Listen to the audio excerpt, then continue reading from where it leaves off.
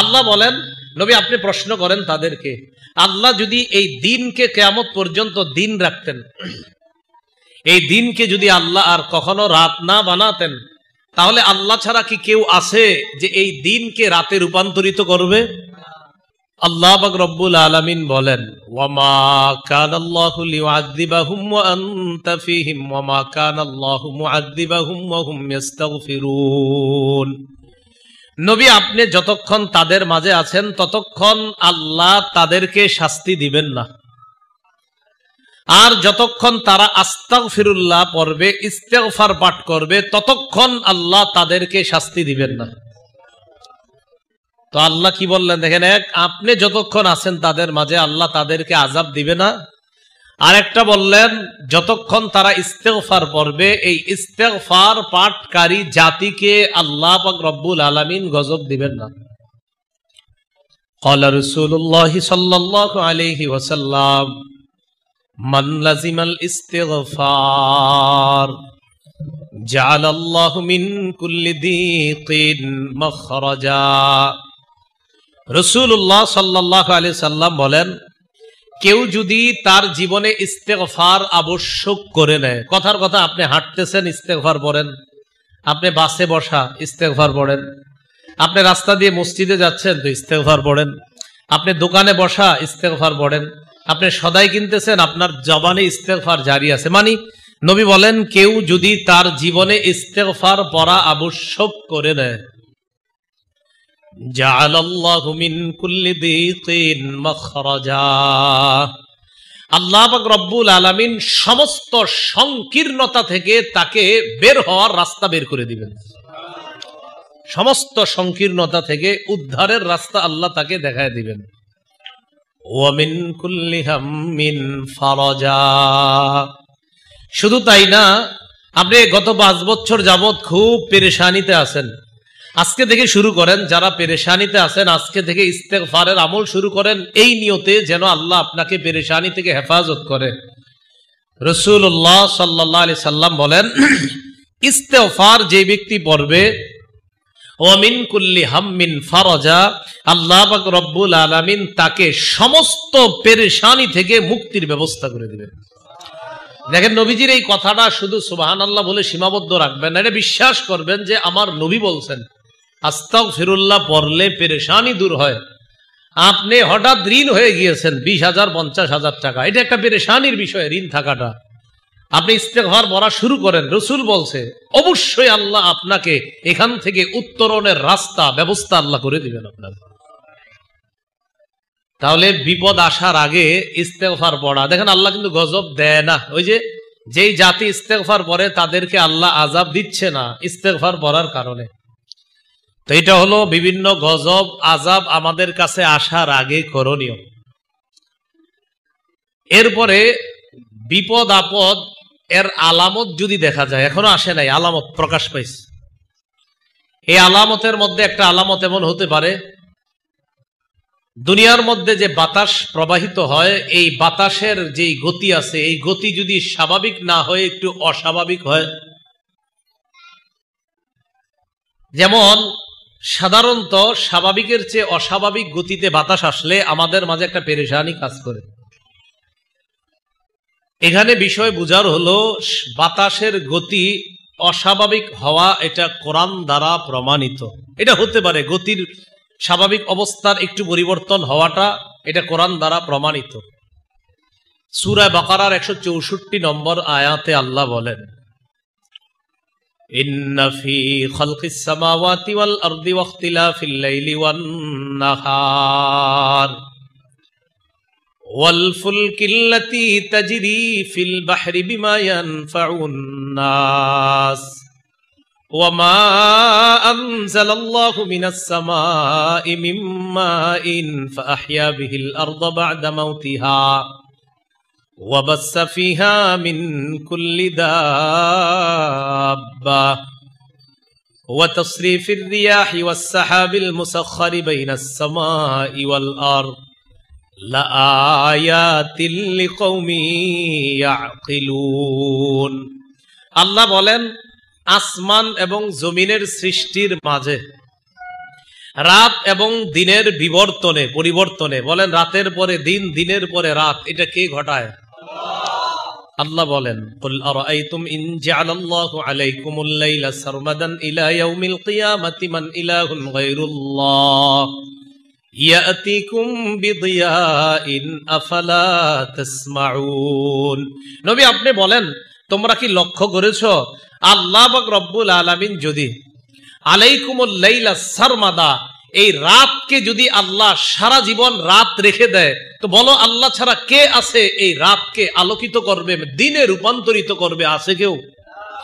আল্লাহ বলেন, আমি আল্লাহ যদি রাত্রটাকে কিয়ামত পর্যন্ত দীর্ঘায়িত করে দেই, যে এই রাত আর দিন হবে না, তো আল্লাহ বলে নবী আপনি জিজ্ঞাসা করেন, তাহলে এই রাতকে আলোকিত করার কি কেউ আছে? এরপরে কি কয় দেখেন, قل أرأيتم إن جعل الله عليكم النهار سرمدا إلى يوم القيامة من إله غير الله يأتيكم بليل تسكنون فيه أفلا تبصرون। আল্লাহ বলেন নবী আপনি প্রশ্ন করেন তাদেরকে, আল্লাহ যদি এই দিনকে কিয়ামত পর্যন্ত দিন রাখতেন, এই দিনকে যদি আল্লাহ আর কখনো রাত না বানাতেন, তাহলে আল্লাহ ছাড়া কি কেউ আছে যে এই দিনকে রাতে রূপান্তরিত করবে? তো আল্লাহ বলেন, ইন্না ফি খালকিস সামাওয়াতি ওয়াল আরদি ওয়া ইখতিলাফিল লাইলি ওয়ান নাহার, আসমান আর জমিনের সৃষ্টি, রাত এবং দিনের বিবর্তন পরিবর্তনের মাঝে, ওয়াল ফুলকিল্লাতি তাজরি ফিল বাহরি বিমা ইয়ানফাউন নাস, ওই জাহাজের মাঝে, ওই শিপের মাঝে, যেই শিপ মানুষের উপকারী জিনিসগুলা নিয়ে সমুদ্রের মাঝখানে চলতে থাকে, আমার আপনার চাউল নিয়ে, পোশাক নিয়ে, জামা কাপড়ের ইত্যাদি বিশাল বড় বড় কাপড়ের বহর নিয়ে শিপগুলা ঘন্টার পর ঘন্টা সমুদ্রে চলতেছে। আল্লাহ বলে, মানুষ শোনো, তোমরা তোমাদের উপকারী জিনিসগুলা নিয়ে এই যে নৌকা, নৌযান, শিপ, বড় বড় জাহাজগুলা সমুদ্রে চলতেছে, ওয়ামা আনজালাল্লাহু মিনাস সামাই মিন মাইন ফাআহইয়া বিহিল আরদা বা'দা মাউতিহা, আল্লাহ আসমান থেকে যে বৃষ্টি অবতীর্ণ করেন আর এই বৃষ্টির মাধ্যমে শুকিয়ে থাকা জমিনকে আবার সজীব করেন। ওয়াবাসসা ফিহা মিন কুল্লি দাব্বা, জমিনের মধ্যে সকল বিচরণশীল প্রাণীকে আল্লাহ ছেড়ে দেন যেন তারা আরামে আয়েশে চলতে পারে।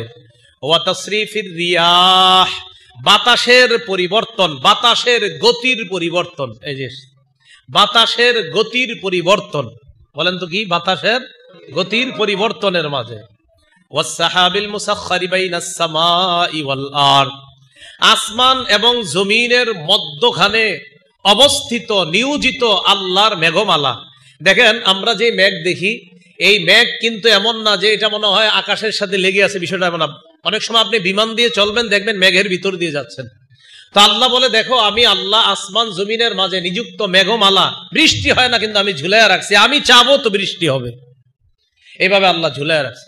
তো আল্লাহ বলেন, এই যে বাতাসের পরিবর্তন আর এইভাবে মেঘমালা, লাআয়াতিল লিকাউমি ইয়াকিলুন, এগুলার মাঝে জ্ঞানী সম্প্রদায়ের জন্য নিদর্শন রয়েছে। জ্ঞানী সম্প্রদায়ের নিদর্শনটা কি? জ্ঞানী মানুষ যারা, তারা যখন দেখবে বাতাস স্বাভাবিক গতির চাইতে অস্বাভাবিক হয়ে যায়, তখন তারা গবেষণা করবে, আচ্ছা বাতাস কেন এমন হচ্ছে? ও মনে হচ্ছে আমাদের মনে হয় কোনো ভুল ভ্রান্তি হয়ে যাচ্ছে। ওই যে আবার আগের কথায় আসেন, আল্লাহ বলছেন তুমি যদি আল্লাহর আদেশ নিষেধগুলা সঠিকভাবে পালন করো তো আল্লাহ তোমাকে হেফাজত করবে। তো যখন এমন একটা পরিস্থিতি সৃষ্টি হয়, তখন বোঝা উচিত যে মনে হচ্ছে আমাদের কোনো ভুল ভ্রান্তি হয়ে গিয়েছে, না হয় কেন স্বাভাবিক অবস্থা অস্বাভাবিক হবে, নিশ্চিত আমাদের কোনো ভুল হচ্ছে, এটা জ্ঞানীরা চিন্তা করবে। আর যারা অজ্ঞান তারা কি চিন্তা করবে? এরা বলবে মনে হয় বিল্ডিং এর পাইলিং ঠিক মতো দেওয়া হয়নি। কি হয় নাই? যে পাইলিংটা মনে ঠিক মতো দেওয়া হয় নাই, এই জন্য উপরের ছাদে একটু ভাঙা দেখা দিচ্ছে। কথার কথা, এটা ভয়ঙ্কর বিপদ আসলো, তো মনে করেন ছাদ ভাঙা দেখা দিল, তো জ্ঞানীরা চিন্তা করবে আমার কোনো ভুল হয়ে গেছে, অজ্ঞানরা চিন্তা করবে পাইলিং এ মনে হয় কোনো ঝামেলা আছে। আল্লাহ কয় না, আরে আমি আল্লাহ পাইলিং আরো মজবুত দেও, আমি চাইলে এটা নাস্তানাবুদ করে দাও, আমার কাছে কোনো ব্যাপার না। তাহলে বাতাসের গতি পরিবর্তন হওয়া, এটার মধ্যে জ্ঞানীদের জন্য নিদর্শন, চিন্তার খোরাক আল্লাহ রেখে দিয়েছেন। আল্লাহ আমাদেরকে সতর্কতা অবলম্বন করার তৌফিক দান করেন। এখন আসেন, বর্তমান যে পরিস্থিতিটা চলতেছে, এখন কি আবহাওয়া সঠিক থাকবে, না আবহাওয়া মাঝে মাঝেই পরিবর্তন হতে পারে? মাঝে মাঝে কি হতে পারে? পরিবর্তন হতে পারে। সামনে আষাঢ় মাসও আসতেছে। আচ্ছা, আবহাওয়া যদি কখনো পরিবর্তন হয়, আমাদের নবী কি করতেন? আবহাওয়া পরিবর্তন হলে নবীজি কি করতেন? আবহাওয়া পরিবর্তন হলে নবীজি যা করতেন, সহিহ বুখারীর বর্ণনা 3602 নম্বর হাদিস, 3602। এই হাদিসের বর্ণনাকারী আম্মাজান আয়েশা সিদ্দিকা রাদিয়াল্লাহু তাআলা আনহা, তিনি বলেন, কানা রাসূলুল্লাহ সাল্লাল্লাহু আলাইহি ওয়াসাল্লাম ইযা রাআ মাখিলাতান ফিস সামা। রাসূলুল্লাহ সাল্লাল্লাহু আলাইহি সাল্লাম যখন আকাশে মেঘ দেখতেন, কি দেখতেন? বৃষ্টি না, কিন্তু মেঘ, মানে এখনো হয় নাই। তো দেখবেন এরকম হতে পারে, একটু পরে দেখবেন আকাশ মেঘাচ্ছন্ন হয়ে গেছে, হয়ে যাবে এরকম। নবীজি যখন এরকম মেঘ দেখতেন আকাশ, আকবালা ওয়া আদবারা ওয়া দাখালা ওয়া খারাজা, মেঘ দেখলেই নবীজি সাল্লাল্লাহু আলাইহি সাল্লাম একবার সামনে যাইতেন, একবার পিছনে আসতেন, একবার ঘরে ঢুকতেন, আবার ঘর থেকে বের হইতেন, পেরেশান, শুধু মেঘ দেখছেন। আম্মা জান আয়েশা সিদ্দিকা রাদিয়াল্লাহু তাআলা আনহা বলেন, আমি বিষয়টা ঘর থেকে ভালোভাবে লক্ষ্য করতেছি, আচ্ছা এমন করে কেন নবীজি? মেঘ দেখছে, একবার সামনে যায়, একবার পিছনে আসে, একবার ঘরে যায়, একবার ঘর থেকে বের হয়, পেরেশান। আরে সমস্যা কোথায়? ফাইদা আমতারাতিস সামা সুররিয়ান, যখন নবী দেখতেন ওই মেঘ থেকে বৃষ্টি পড়ে, তখন নবীজির চেহারা মোবারক থেকে পেরেশানির ছাপ চলে যেত, নবী তখন খুশি হয়ে যেতেন। তো আম্মাজান চিন্তা করছে নবীজির একটু প্রশ্ন করা দরকার, যে আপনি এমন করেন কেন? বুখারীতে এতটুকু আসছে যতটুকু শোনাইলাম, সহিহ ইবনে হিব্বানে আর একটু বাড়তি অংশ আছে। আম্মাজান আয়েশা সিদ্দিকা প্রশ্ন করলেন, ইয়া রাসূলুল্লাহ, মেঘ দেখলে আপনি এমন করেন কেন? নবীজি জবাব দিলেন, আয়েশা, খাশিতু আইয়াকুনা আযাবান সুল্লিতা আলা উম্মতি। আয়েশা, আমার আশঙ্কা হয় মেঘ যখন দেখি, না জানি এই মেঘের মধ্যে কোনো গজব আছে কিনা, আর ওই গজব আমার উম্মতের উপর চাপিয়ে দেওয়া হয় কিনা, এই টেনশনে একবার সামনে যাই, একবার পিছনে আসি, একবার ঘরে যাই, একবার ঘর থেকে বের হই। মেঘ থেকে বৃষ্টি না আসা পর্যন্ত আমার টেনশন কাটে না। যখন আয়েশা বৃষ্টি আসে, তখন আমি বুঝি এটা গজব না, হাদিহি রাহমা, এটা আমার উম্মতের জন্য রহমত। বৃষ্টি হওয়ার আগ পর্যন্ত টেনশন মুক্ত হতেন না নবীজি। তো আবহাওয়া পরিবর্তনে আমাদের নবীজির এই হালাত হতো। রাসূলুল্লাহ সাল্লাল্লাহু আলাইহি সাল্লাম যখন দেখতেন আবহাওয়া পরিবর্তনের পাশাপাশি প্রচন্ড ঝড় বাতাস, এরকম হয়নি? আচ্ছা, এই অবস্থায় নবীজির কি অবস্থা হতো, কেমন পেরেশানি হইতো? আবু দাউদ শরীফ হাদিসের কিতাব 5098 নম্বর হাদিসের বর্ণনা, এটার বর্ণনাকারীও আম্মাজান আয়েশা সিদ্দিকা রাদিয়াল্লাহু তাআলা আনহা, তিনি বলেন, মা রাআইতু রাসূলুল্লাহ সাল্লাল্লাহু আলাইহি ওয়াসাল্লাম কত্তু মুস্তাজমিআন দাহিকান হাত্তা আরা মিনহু লাহওয়াতিহি। আম্মাজান আয়েশা সিদ্দিকা রাদিয়াল্লাহু তাআলা আনহা বলেন, আমি রাসূলুল্লাহ সাল্লাল্লাহু আলাইহি সাল্লামকে কখনো মুখ খুলে এমন ভাবে অট্ট হাসি হাসতে দেখি নাই যে নবীজির মুখের ভিতরের আলা জিহ্বাটা দেখা গেছে, এমন ভাবে কখনো হাসতে দেখি নাই। হাসছে, নবীজি হাসছেন, কিন্তু এতটা হাসতে দেখি নাই যে ভিতরের আলা জিহ্বা যেটা, এটা দেখা গেছে, এমন ভাবে হাসতে দেখি নাই। ইন্নামা কানা ইয়াবতাসিমু, রাসূলুল্লাহ সাল্লাল্লাহু আলাইহি সাল্লাম মুস্কি হাসতেন। সুবহানাল্লাহ। পারলে এই গুণটা অর্জন করেন যে সব সময় মুখে একটা মুস্কি হাসি লেগে থাকা। রাসূলুল্লাহ সাল্লাল্লাহু আলাইহি সাল্লাম মুস্কি হাসতেন। নবীজির একজন সাহাবী ছিলেন, নাম জারীর। কি নাম? এই জারীর রাদিয়াল্লাহু তাআলা আনহুর বর্ণনা, তিনি বলেন, মা রাআনি রাসূলুল্লাহ সাল্লাল্লাহু আলাইহি ওয়াসাল্লাম, নবীজি সাল্লাল্লাহু আলাইহি সাল্লাম আমার দিকে জীবনে যতবার তাকিয়েছে, আমি ততবার দেখেছি নবী আমার দিকে যতবার তাকাইছে, ততবারই দেখছি নবীর মুখে একটা সুন্দর হাসি লেগে আছে। মাঝে মাঝে কিন্তু নবীজি রাগ হইতেন, চেহারা মুবারক লাল হয়ে যেত, কিন্তু এই সাহাবী বলে যে আমি কখনো দেখি নাই আমার দিকে রাগ হইয়া তাকাইছে, যতবার তাকাইছে ততবার একটা হাসি দিস। রাসূলুল্লাহ সাল্লাল্লাহু আলাইহি সাল্লামের ব্যাপারে আম্মাজান আয়েশা সিদ্দিকা বলেন, এতটা মুখ খুলে হাসতে কখনো দেখি নাই যে ভিতরের আলা জিহ্বাটা কখনো দেখা গেছে। তো আম্মাজান আয়েশা সিদ্দিকা রাদিয়াল্লাহু তাআলা আনহা বলেন, কানা নবী সাল্লাল্লাহু আলাইহি ওয়াসাল্লাম ইযা রাআ গায়মান আও রিহান ফিস সামা, রাসূলুল্লাহ সাল্লাল্লাহু আলাইহি সাল্লাম ইযা রাআ গায়মান আও রিহান, যখন নবীজি মেঘ দেখতেন অথবা প্রচন্ড গতিতে বাতাস দেখতেন, মেঘ অথবা বাতাস। আমরা তো জোরে বাতাস আসলে দৌড়াদৌড়ি করি, ছাদে রাস্তায় খুশি হই, ঠিক না? নবীজি যখন প্রচন্ড বাতাস দেখতেন আর মেঘ দেখতেন, উরিফা যালিকা ফি ওয়াজহিহি, আল্লাহ নবীর চেহারা মুবারকটা পরিবর্তন হয়ে যেত, চেহারার মধ্যে পেরেশানির ছাপ দেখা যাইত। আম্মাজান আয়েশা সিদ্দিকা রাদিয়াল্লাহু তাআলা আনহা বলেন, ইয়া রাসূলুল্লাহ আন-নাসু ইযা রাআউল গায়মা ফারিহু রাজা আন ইয়াকুনা ফীহিল মাতার। ইয়া রাসূলুল্লাহ, মানুষ যখন মেঘ দেখে তখন মেঘ দেখা খুশি হয় এই কারণে যে একটু পরে এই মেঘ থেকে বৃষ্টি আসবে, মানুষ খুশি হয়। আর আপনি পুরা ভিন্ন, আরাকা, আমি আপনাকে দেখি ইযা রাআইতাহু, যখন আপনি মেঘ দেখেন, উরিফা ফি ওয়াজহিকাল কারাহিয়া, আপনার চেহারার মধ্যে একটা পেরেশানির ছাপ দেখা যায়। ঘটনা কি? সব মানুষ খুশি হয় আর আপনি পেরেশান হন। মানুষ খুশি হয়, আমরা কিন্তু হই হুল্লোড় করি, খুশি হই, প্রায় অনেকেই খুশি হয়, হই হুল্লোড় করে, পাঞ্জাবি টাঞ্জাবি সব খুইলা সাথে দাঁড়ায় থাকে, একটু পরে একটা ভাবসাব নিবে, কথার কথা।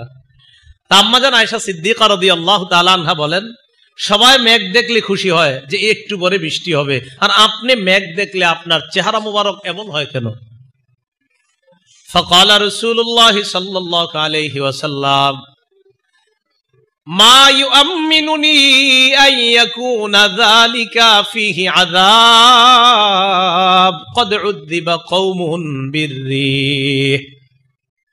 আয়েশা, এই নিশ্চয়তা আমারে কে দিবে যে এই মেঘের মধ্যে আযাব নাই? এই নিশ্চয়তাটা আমারে কে দিবে বলো? যদি এটার মধ্যে কোনো আযাব থেকে থাকে, এই বাতাসের মধ্যে যদি কোনো আযাব থাকে। আয়েশা, জানো আমি এটা কেন বললাম? এক জাতি ছিল দুনিয়াতে যাদেরকে বাতাস দিয়ে ধ্বংস করা হয়েছে। কি দিয়ে? এই জন্য নবীজি বাতাস দেখলে পেরেশান হয়ে যেতেন যে এটা কিন্তু আবার গজব কিনা।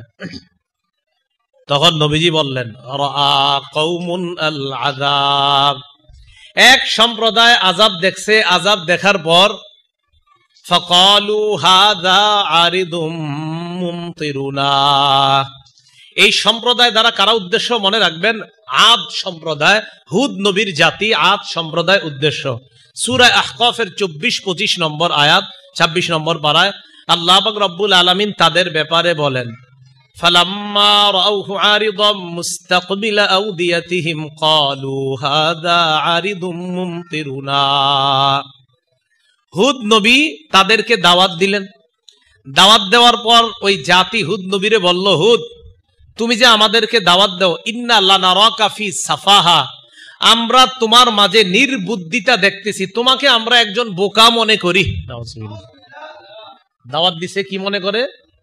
তোমারে আমরা বোকা মনে করি। আর ওয়া ইন্না লানাযুন্নুকা মিনাল কাযিবিন, নাউযুবিল্লাহ, আমরা তোমাকে মিথ্যাবাদী মনে করি। আদ জাতি, হুদ নবীর জাতি দাওয়াত দেওয়ার পর তারা বলল, আমরা তোমারে মিথ্যাবাদী মনে করি। এই কথা বলার পর হুদ আলাইহিস সালাতু ওয়াস সালাম বললেন, ইয়া কওমি লাইসা বি সাফাহা, ও আমার সম্প্রদায়, আমার মাঝে কোনো নির্বুদ্ধিতা নেই। ওয়ালাকিন্নী রাসূলুম মির রাব্বিল আলামিন, আমি বিশ্ব জগতের রবের পক্ষ থেকে একজন বার্তাবাহক, একজন প্রেরিত রাসূল। উবাল্লিগুকুম রিসালাতি রব্বি, আমি শুধুমাত্র আমার রবের দায়িত্ব তোমাদের কাছে পৌঁছায়া দেই। ওয়া আনা লাকুম নাসিহুন আমিন, আমি তোমাদের জন্য একজন বিশ্বস্ত কল্যাণকামী। আমি তোমাদের জন্য একজন বিশ্বস্ত কল্যাণকামী। মনে রাখবেন, সারা পৃথিবীর হক্কানি উলামায়ে কেরাম জাতির কল্যাণকামী। সারা পৃথিবীর হক্কানি যত উলামায়ে কেরাম আছে, ইমাম আছে, খতিব আছে, যারা সবাই জাতির কল্যাণকামী। বলেন, জাতির কি কল্যাণকামী? হুদ নবী বললেন, আমি তোমাদের একজন কল্যাণকামী, আমি মিথ্যা কথা বলছি না। তো এই কথা বলার পর তারা পাল্টা চ্যালেঞ্জ করলো। হুদ নবী বললেন, দেখো আমার কথা না মানলে গজব আসবে। এই জাতি কি কয় জানেন? কয় ঠিক আছে, যদি এরকমই হয়, যদি গজব এসেই আমাদের উপরে আল্লাহ গজব দিবে বলে তোমার মনে হয়, তো আল্লাহরে বলো গজব দিতে। আল্লাহরে বলো। হুদ নবী তাদেরকে জানায়া দিলেন, শোনো, আল্লাহ তোমাদেরকে অলরেডি গজব দিবে, গজব আসতেছে। তো ফালাম, এইবার দেখেন সূরা আহকাফের 24 নম্বর আয়াতে আল্লাহ কি বলেন? ফালাম্মা রাউহু আরিদাম মুস্তাকবিলা আউদিয়াতিহিম, এরা একদিন দেখে তাদের ঘরের উপত্যকা, তাদের টিলাগুলা, ওই টিলাগুলার মধ্য থেকে বাতাস প্রবাহিত হচ্ছে, হালকা বাতাস, আর আকাশে এরকম মেঘ মেঘ দেখা যাচ্ছে, আর বাতাস আসছে। এখন তারা কি বলল? হাদা আরিদুম মুমতিরুনা, বাতাসে মনে হচ্ছে একটু পর আমাদেরকে বৃষ্টি দিবে, এটা তো রহমতের বাতাস, এটা তো কোনো খারাপ না, এটা তো ভালোই লাগতেছে। এরা কারা বলল? আদ জাতি। হুদ নবী তাদেরকে বললেন, বাল হুয়া মাস্তাজালতুম বিহি, এটা বাতাস না গজব, একটু পরে বুঝবা। এটা হলো সেই গজব, যে গজব তোমরা ত্বরান্বিত করেছো, যেটা তোমরা চেয়েছো দ্রুত। রিহুন ফিহা আযাবুন আলীম, এটা এমন বাতাস, যে বাতাসের মধ্যে যন্ত্রণাদায়ক শাস্তি আছে। নাউজুবিল্লাহ। তাহলে দেখেন আয়াতে কি আসলো? বাতাসে যন্ত্রণাদায়ক শাস্তি। এই কথা বলার পর জানায়া দিলেন, তুদাম্মিরু কুল্লা শাইইন বিআমরি রাব্বিহা, আল্লাহর হুকুমে এই বাতাস সবকিছুকে ধ্বংস করে দিবে। ফাসবাহু লা ইউরা ইল্লা মাসাকিনুহুম, ফলে তারা এমন হয়ে গেল যে তাদের ঘর বাড়িগুলা ছাড়া আর কিছুই দেখা যাচ্ছে না, সবাইরে ধ্বংস করে দিছে। কারা? যারা ছিল এমন জাতি, পৃথিবীর সবচেয়ে শক্তিশালী জাতি ছিল এই হুদ নবীর জাতি, আদ সম্প্রদায়, যাদের ব্যাপারে আল্লাহ বলেন আল্লাতী লাম ইউখলাক মিসলুহা ফিল বিলাদ, যাদের মতো এমন জাতি পৃথিবীতে আর বানানোই হয় নাই, এত শক্তিশালী জাতি ছিল। জানেন এরা শক্তি সঞ্চয় করার পর কি কয়? এরা বলে, মান আসাদ্দু মিন্না কুওয়া, আমাদের চেয়ে বেশি শক্তিশালী আবার কে আছে? আল্লাহ জবাব দেয়, আওয়ালাম ইয়ারাউ আন্নাল্লাহ আল্লাযী হুয়া খালাকাহুম হুয়া আসাদ্দু মিনহুম কুওয়া, আওয়ালাম ইয়ারাউ, তারা কি দেখে না? আন্নাল্লাহ আল্লাযী খালাকাহুম, আরে যেই আল্লাহ তাদেরকে এমন শক্তিশালী বানিয়েছে, হুয়া আসাদ্দু মিনহুম কুওয়া, ওই আল্লাহ তো তাদের চেয়ে কোটি গুণ বেশি শক্তিশালী। এরা কি কয়? আমাদের চেয়ে শক্তিশালী আবার কে আছে? আর আল্লাহ যদি গজব দিতে হয়, হুদ নবীরে কইতাছে, তা আল্লাহরে বলো গজব দিতে, সমস্যা নেই। তা আল্লাহ কি বলে দেখেন, সাখখারাহা আলাইহিম সাবআ লায়ালিন ওয়া সামানিয়াতা আইয়াম, বিরামহীন ভাবে 7 রাত 8 দিন এই বাতাস তাদের উপর প্রবাহিত হয়েছে। 2-4 মিনিটের ঘূর্ণিঝড়ে আমাদের দুনিয়া আল্লাহ কি বিভিন্ন এলাকা লন্ড বন্ড করে দেয় 2-4 মিনিট 5 মিনিটে। তো 7 রাত 8 দিনের ঘূর্ণিঝড়, ভয়ঙ্কর বাতাসের অবস্থাটা কেমন ছিল একটু ভাবেন। টানা 7 রাত 8 দিন। আমাদের কি টানা 7 রাত 8 দিন ছিল কখনো? সামান্য একটু হয়, পুরো এলাকা তছনছ। তাহলে নবীজি বাতাস দেখলে এই জন্য পেরেশান হইতেন। তো আম্মা জান আয়েশাকে বলে, আয়েশা তুমি কি জানো এক জাতিরে আল্লাহ বাতাস দিয়ে ধ্বংস করছে, তাই বাতাস দেখলে আমার পেরেশানির শেষ থাকে না। তাহলে কি বুঝলাম? প্রথমে জানলাম আবহাওয়া পরিবর্তনে নবীজির অবস্থা পরিবর্তন হতো, বাতাসের গতি বেগ যখন পরিবর্তন হবো, নবীজির চেহারাই পরিবর্তন হয়ে যেত পেরেশানির কারণে। এখান থেকে বোঝা যায় বাতাসের পরিবর্তন হওয়া এটা কোরআন দ্বারা প্রমাণিত, বাতাসের পরিবর্তন হয়েছে নবীর যুগে, এটাও হাদিস দ্বারা প্রমাণিত। এবার কথা হলো, এতক্ষণ জানলাম আমরা এই গজব আসার আগে আমরা ঠিক হয়ে যাওয়া দরকার। ঘটনা চক্রে যদি এসে যায় তখন কি করা? যদি এসে যায়, এসে যাওয়ার পরে আমাদের মৌলিকভাবে 4টি করণীয় আমরা মনে রাখবো। বলেন কয়টি? 4টি। 1 নম্বর করণীয়, বাতাসকে গালি দিব না। বলেন সবাই। বাতাসে গালি দেয় কেমনে? ঘটনা চক্রে আপনার যদি ক্ষতি হয়, ঠিক এরকম বাতাস মেজাজটা খারাপ লাগে, আর পায় না, আপনি বাতাসে গালি দিয়ে দিচ্ছেন, মানে আপনার ক্ষতি হয়েছে। নবীজি বলে দিয়েছেন বাতাসকে গালি দেওয়া যাবে না। আবু দাউদ শরীফের 5097 নম্বর হাদিসের বর্ণনা, রাসূলুল্লাহ সাল্লাল্লাহু আলাইহি সাল্লাম বলেন, আর-রিহু মির রাউহিল্লাহ, শোনো তোমরা, বাতাস এটা আল্লাহর পক্ষ থেকে রহমত। সুবহানাল্লাহ। বাতাস কার পক্ষ থেকে রহমত? আল্লাহ। ফারাউহুল্লাহি তা'তি বির রাহমাতি ওয়া রাউহুল্লাহি তা'তি বিল আযাব। বাতাস কখনো আল্লাহর রহমত নিয়ে আসে, কখনো গজব নিয়ে আসে। বলেন, বাতাস কখনো আল্লাহর রহমত নিয়ে আসে, আবার কখনো গজব নিয়ে আসে। বাতাস এটা আল্লাহর রহমতের অন্তর্ভুক্ত। তো নবীজি বলেন, শোনো, বাতাস কখনো রহমত নিয়ে আসে, আবার গজবও নিয়ে আসে। ফাইদা রাআইতুমুহা, যখন তোমরা বাতাস দেখবা, লা তাসুব্বুহা, তখন তোমরা বাতাসকে গালি দিবা না। দেখেন আমাদের বর্তমান যে অবস্থাটা চলতেছে, যে আবহাওয়ার পরিবর্তন চলতেছে, হঠাৎ হঠাৎ বাতাস একটু জোরের বেগে প্রবাহিত হতে পারে। তো মাথায় রাখেন, এটা কিন্তু আপনার কিছু একটা ক্ষতি হয়ে গেলে, ঘটনাচক্রে আপনার বারান্দার একটা ফুলের টপ পইরা ভেঙে গেছে, আর থোর বাতাস আসার আর সময় পায় না, এরকম বলে না। নবীজি বলছেন লা তাসুব্বুহা, বাতাসকে গালি দিও না। তাহলে কি করব? নবীজি বলেন ওয়াসালুল্লাহ খায়রাহা, বাতাসের কল্যাণ বাতাসের রবের কাছে চাও। সুবহানাল্লাহ, বাতাসের কল্যাণ বাতাসের রবের কাছে চাও। ওয়াস্তাইযু বিল্লাহি মিন শাররিহা, আর বাতাসের রবের কাছে এই বাতাসের অকল্যাণ থেকে পানাহ চাও। ভয়ঙ্কর জোরে বাতাস আসতেছে, তখন আল্লাহরে বলবেন, আল্লাহ বাতাসের যতটুকু অংশ ভালো এতটুকু আমাকে দেন, যতটুকু অংশ গজব আছে আল্লাহ অতটুকু অংশ থেকে আমাকে আপনি হেফাজত করেন। তাহলে বাতাসকে গালি দিবেন না রবের কাছে বলবেন? বলা। তাহলে এক নাম্বার করণীয় আমাদের, বাতাস প্রচন্ড জোরে আসলে, কখনো ঝড়ের বেগে আসলে কাকে গালি না দেওয়া, বাতাসকে গালি দেওয়া যাবে না। 2 নম্বর, বলেন তো ঘূর্ণি ঝড়ে বা বাতাস একটু অস্বাভাবিক গতিতে হলে ক্ষয়ক্ষতি হয় কিনা? দোকানের একটা চাল পড়ে গেছে, আপনার বিদ্যুতের লাইন ছুটে গেছে, অনেক ক্ষতি হয়ে গেছে। এই ক্ষতি হলে তখন ধৈর্য ধারণের সাথে সাথে এটা পড়েন আমার সাথে, ইন্না লিল্লাহি ওয়া ইন্না ইলাইহি রাজিউন। সূরা বাকারা 155 থেকে 157 নম্বর আয়াতে আল্লাহ বলেন, ওয়ালানাবলুওয়ান্নাকুম বিশাইইম মিনাল খাউফি ওয়াল জু'i ওয়া নাকসিম মিনাল আমওয়ালি ওয়াল আনফুসি ওয়াত তামারাত, আমি তোমাদেরকে পরীক্ষা করব কিছু ভয় দ্বারা, কিছু ক্ষুধা দিয়ে। আমি তোমাদেরকে পরীক্ষা করব মিনাল খাউফ, আমি তোমাদেরকে ভয় দিয়ে পরীক্ষা করব। ওয়াল জু'i, ক্ষুধা দিয়ে পরীক্ষা করব। ওয়া নাকসিম মিনাল আমওয়াল, তোমার কিছু সম্পদ আমি ছিনিয়ে নিব। ওয়াল আনফুস, এমন হতে পারে তোমার আত্মীয় স্বজনের কোনো মানুষকে আমি ছিনিয়ে নিব, মানে মারা যাবে, 2-3 জন মারা যেতে পারে, এরকম হতে পারে। ওয়াত সামারাত, তোমার ফল ফলাদি ফসল ইত্যাদিও নষ্ট হতে পারে। কিছু আম ধরছে প্রায় হাজার হাজার, হঠাৎ ঝড়ের কারণে 500-600 আম নষ্ট হয়ে যাওয়া, এটা হতে পারে, হয় না এরকম? আচ্ছা, তো আল্লাহ বলেন এরকম যদি হয়, ওয়াবাশশিরিস সাবিরিন, নবী ওই অবস্থায় যারা ধৈর্য ধারণ করে আপনি তাদেরকে সুসংবাদ জানায়া দেন। এমন নবীজির আল্লাহ জানায়া দেয়, নবী ধৈর্যশীল কারা?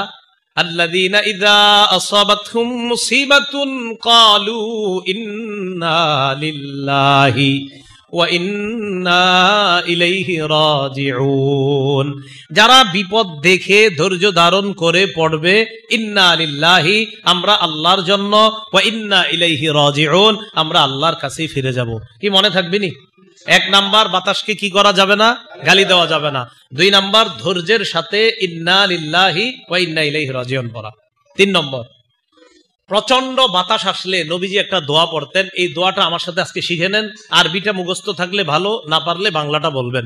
মুসলিম শরীফের 1970 নম্বর হাদিসের বর্ণনা, কানা রাসূলুল্লাহ সাল্লাল্লাহু আলাইহি সাল্লাম ইযা আসফাতির রিহ, যখন প্রচন্ড বাতাস হতো তখন নবীজি পড়তেন, পড়েন আমার সাথে, আল্লাহুম্মা ইন্নী আসআলুকা খায়রাহা ওয়া খায়রা মা ফিহা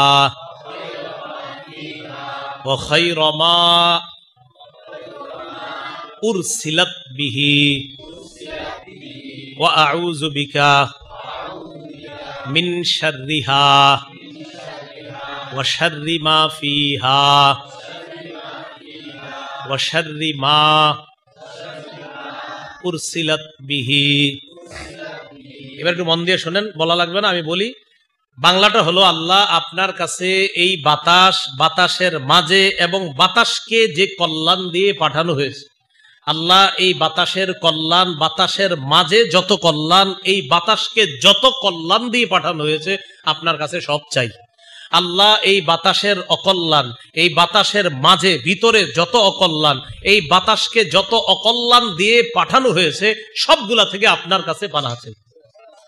তাহলে একটা হলো কল্যাণগুলা আপনার কাছে চাই, আর অকল্যাণ যত আছে এগুলা থেকে আপনার কাছে পানা চাই। তো কখনো যখন প্রচন্ড বাতাস শুরু হবে, ঘরে বসে বসে জানালা দিয়ে তাকায় দেখতেছেন, বাস এই দোয়াটা পড়তে থাকেন, বাংলাটা বলতে থাকেন, আল্লাহ এই বাতাসের কল্যাণ আমাকে দেন, অকল্যাণ থেকে আমাকে হেফাজত করেন, কল্যাণ আমাকে দেন, অকল্যাণ থেকে হেফাজত। এতটুকু বলা যাবে তো ইনশাআল্লাহ। 4 নাম্বার, প্রচন্ড বাতাসের পাশে পাশে মাঝে মাঝে কখনো দেখবেন আকাশের গর্জন হয়, যেটারে আমরা বাংলায় সহজে বলি ঠাডা, নাকি?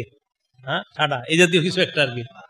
গর্জন, আকাশের বজ্র ধ্বনি বা গর্জন। এই গর্জন বা বজ্র ধ্বনি যদি হয় তখন কি করবেন? তিরমিজি শরীফের 3450 নম্বর হাদিস, 3450, এই হাদিসের মধ্যে আসছে আব্দুল্লাহ ইবনে ওমর রাদিয়াল্লাহু তাআলা আনহুমার বর্ণনা। তিনি বলেন, কানা রাসূলুল্লাহ সাল্লাল্লাহু আলাইহি ওয়াসাল্লাম ইযা সামিআ সাওতার রাদি ওয়াস সাওয়াঈক قال اللهم لا تقتلنا بغضبك ولا تهلكنا بعذابك وعافنا قبل ذلك। নবীজি যখন বজ্র ধ্বনি শুনতেন অথবা আকাশের গর্জন শুনতেন তখন বলতেন, বলেন আমার সাথে, আল্লাহুম্মা লা তাকতুলনা বিগদবিকা ওয়ালা তুহলিকনা বিআযাবিকা ওয়াআফিনা ক্বাবলা যালিকা। বাংলাটা সহজ, এবার বলবেন, আল্লাহ আপনি আমাদেরকে আপনার গজব দিয়ে শেষ করে দিয়েন না, আল্লাহ আপনি আমাদেরকে আপনার আযাব দিয়ে ধ্বংস করে দিয়েন না, আল্লাহ এই গজব আর আযাবের আগেই আমাদেরকে আপনি উদ্ধার করে নেন। সুন্দর না দোয়াটা? এই জন্য আমরা ঝড় বৃষ্টি, আকাশের গর্জন, বজ্রধ্বনি শুনলে ফেসবুকে ছবি দেওয়ার জন্য ছবি তোলার হুড়োহুড়ি না করে দোয়াগুলি পড়া। কি করা? দোয়াগুলো পড়া। সবাই তখন টেনশন করে যে এইখানে একটা ছবি তোলা দরকার, ছবি তুলে পরের দিন দিবে, গুধুলি লগনে সমুদ্র সৈকত ইত্যাদি খুব সুন্দর সুন্দর কিছু বাংলা লিখবে, লেখা ফেসবুকে দিবে যে নো ক্যাপশন ইত্যাদি ইত্যাদি লিখবে আর কি। তো এগুলা না করে আপনার এই মুহূর্তগুলোতে আপনার সুন্দর সুন্দর দোয়াগুলা পড়া। আল্লাহ আমাদের সকলকে এই আবহাওয়া পরিবর্তনের অবস্থা নিয়ে যে কথাগুলো আমরা জানলাম, শুনলাম, বললাম, মাদ্রাসাতুর রহমান এই মাদ্রাসার পক্ষ থেকে যে অনুষ্ঠানের আয়োজন করা হয়েছে, আমি আশা করি অনুষ্ঠানের মাধ্যমে আমরা অনেক গুরুত্বপূর্ণ কিছু কথা জানতে পারলাম। এই গুরুত্বপূর্ণ কথাগুলো শুধু নিজেরাই আমল করবে এমন না, অন্যদেরকে যতটুকু এখান থেকে মনে রাখতে পারি ততটুকু অন্যের কাছে পৌঁছে দেওয়া। এই মাদ্রাসার জন্য আমরা সবাই দোয়া করব। মাদ্রাসার সবচেয়ে উপকার, এই মাদ্রাসার সবচেয়ে উপকার হয়, যে কোনো মাদ্রাসার সবচেয়ে উপকার হয় ওই মাদ্রাসায় ছাত্র ছাত্রী দেওয়া। এটা হলো মাদ্রাসার উপকার, এটাই বাস। আপনাদের কাছে আবদার থাকবে, যিনি আয়োজন করেছে মাহফিলের উনি তো আত্মীয় লাগে, তো এই জন্য আত্মীয় হিসাবে বলছি। তো বলতে পারেন আত্মীয়র মাদ্রাসা, এই জন্য আছে গেছে আত্মীয় না, অন্যভাবে বলি, যার মাদ্রাসা ওনার মাদ্রাসাতে আপনারা ছাত্র ছাত্রী দিবেন, এটা হবে সবচেয়ে বড় সহযোগিতা। আল্লাহ পাক রব্বুল আলামিন আমাদের সকলকে মাদ্রাসার জন্য দোয়া করব। মাদ্রাসার উদ্দেশ্য, নিয়ত যেন হয় একমাত্র আল্লাহকে খুশি করার জন্য। এখান থেকে এমন কিছু মানুষ যেন তৈরি হয় যে মানুষগুলা আসলেই বাস্তবিক আদর্শ মানুষ হিসাবে সমাজে প্রতিষ্ঠিত হতে পারে, বাস এমন মানুষ যেন এখান থেকে তৈরি হয়। আল্লাহ তৌফিক দান করেন। আমিন। ওয়া আখিরু দাওয়ানা আনিল হামদুলিল্লাহি রাব্বিল আলামিন।